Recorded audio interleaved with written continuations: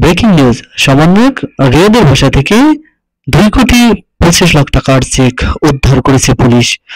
ঢাকার গুলশানের সাবেক সংসদ সদস্যর বাসা থেকে 50 লাখ টাকা চাঁদা নিতে গিয়ে গ্রেপ্তার হয়েছেন বৈষম্য বিরোধী ছাত্র আন্দোলনের সাবেক নেতা আব্দুর রাজ্জাক বিন সুলাইমান রিয়াদ।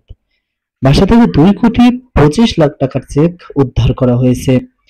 বুধবার 30 জুলাই সকালে সমসাময়িক বিষয় নিয়ে ঢাকা মহানগর পুলিশের ডিএমপি সংবাদ সম্মেলনে এ তথ্য জানানো হয়। এ সময় ডিএমপির মুখপাত্র মোহাম্মদ তালেবুর রহমান জানান, 50 লাখ টাকা চাঁদা দাবির ঘটনায় গ্রেপ্তারকৃতদের জিজ্ঞাসাবাদে প্রাপ্ত তথ্য মোতাবেক মোট 2,25,00,000 টাকার চেক উদ্ধার করা হয়েছে। এ বিষয়ে কলাবাগান থানায় আলাদা একটি মামলা রুজু প্রক্রিয়াধীন।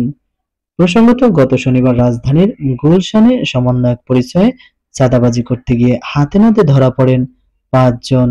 তারা হলেন আব্দুর রাজ্জাক বিন সুলাইমান ওরফে রিয়াদ, ইব্রাহিম হোসেন, মোহাম্মদ সাকাদাউন সিয়াম, সাদমান সাদাব ও মোহাম্মদ আমিনুল ইসলাম।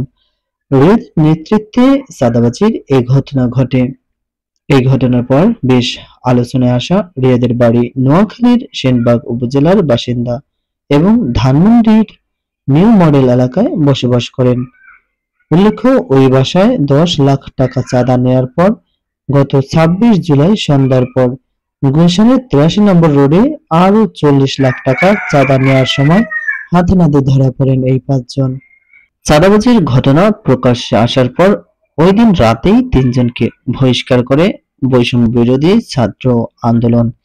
এ ঘটনায় দায়ের হওয়া মামলায় 4 জনকে 7 দিনের রিমান্ডে নেয় police.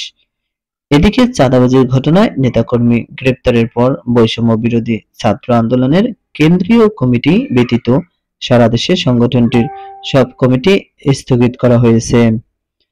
Aminul Islam, AI media.